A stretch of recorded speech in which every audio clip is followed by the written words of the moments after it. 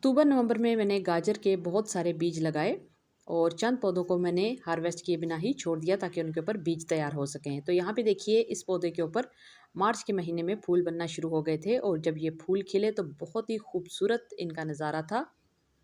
आप देख सकते हैं कितना प्यारा फूल है गाजर का। ये जो मेन ब्रांच है उसके ऊपर सबसे बड़ा फूल बना और उसके ऊपर इतनी ही तादाद में बीज भी निकलेंगे। इसके अलावा जो साइड की छोटी छोटी शाखें हैं उनके ऊपर छोटे छोटे फूल इस तरह से खिले और ये फूल आहिस्ता आहिस्ता जो है वो खिलने के बाद बीज में तब्दील होना शुरू हो जाते हैं।